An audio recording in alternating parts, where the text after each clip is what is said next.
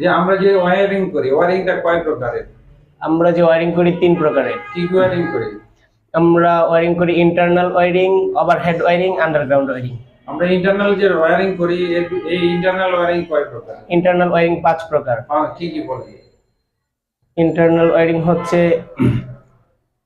Conceal wiring জি sir.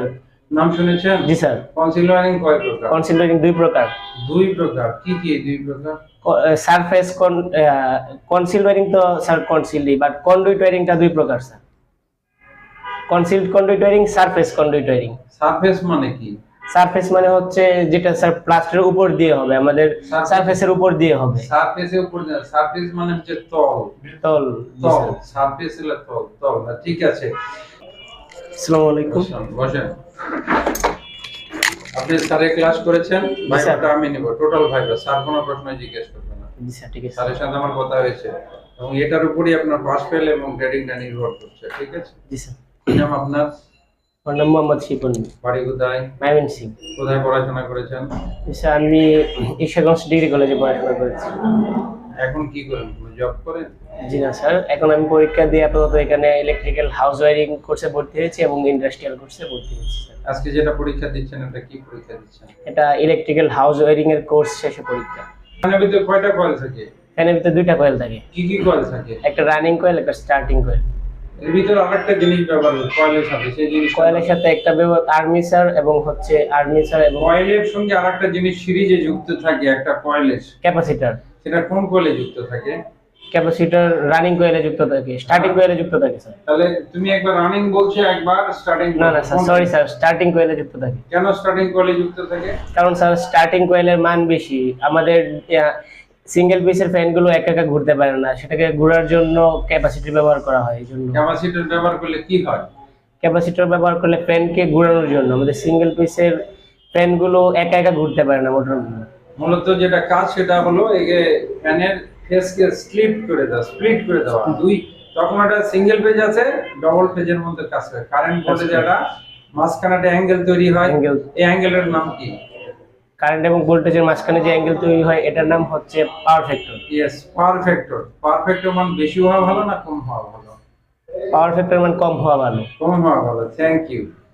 Wiring যে আমরা করছি, আমরা বাংলাদেশে যে গ্রেডের তারটা ব্যবহার করি সেই গ্রেডের তারের নামটা কি? স্যার তারের গ্রেড, তার কয় প্রকারের? কেবলটা কয় প্রকারের?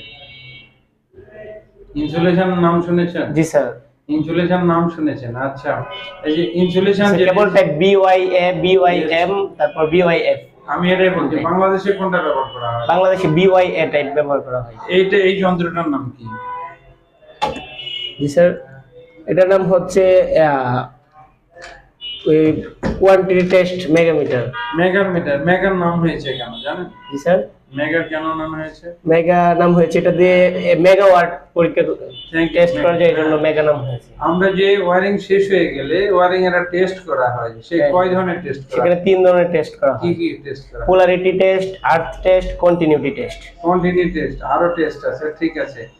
আর্থ এর রেজিস্ট্যান্স কত হওয়া উচিত? আর্থ এর রেজিস্ট্যান্স 1 ওহমের আশেপাশে হওয়া সবচেয়ে ভালো। ভালো। বিএনবিসি রুল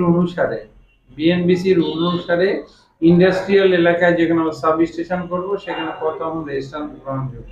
সেখানে 1 ওহম রেজিস্ট্যান্স গ্রহণযোগ্য, বা যেখানে সাব স্টেশন করব সেখানে 0.03। তাই না? সুইচ বোর্ডের হাইট কত? সুইচ বোর্ডের হাইট 1.2 মিটার। 1.2 মিটার। আর আমরা যেগুলো পাওয়ার সকেট ব্যবহার করি সেখানে গ্রাউন্ড লেভেল থেকে কত? গ্রাউন্ড লেভেল থেকে 0.25 মিটার। 0.25 মিটার ইকুয়াল টু কত হয়? আপনি তো মিটারে মাপ করতে পারবেন না, আমরা ফিটে মাপি, স্কেল। তাহলে জি স্যার, এটা আমাদেরকে ফিটে কনভার্ট করতে হবে। 1 মিটার সমান 3.29 ফিট। Thank you sir. আচ্ছা, এসি অর্থ কি? এসি হচ্ছে অল্টারনেটিং কারেন্ট। Alternating current. বাংলাদেশের প্রিভিয়াস মান কত? জি স্যার।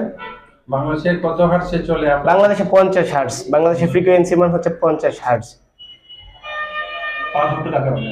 পাওয়ার ফ্যাক্টর হচ্ছে কারেন্ট এবং ভোল্টেজের কৌণিক দূরত্বকে পাওয়ার ফ্যাক্টর বলে। আচ্ছা, ঠিক আছে। জি স্যার, আসসালামু আলাইকুম।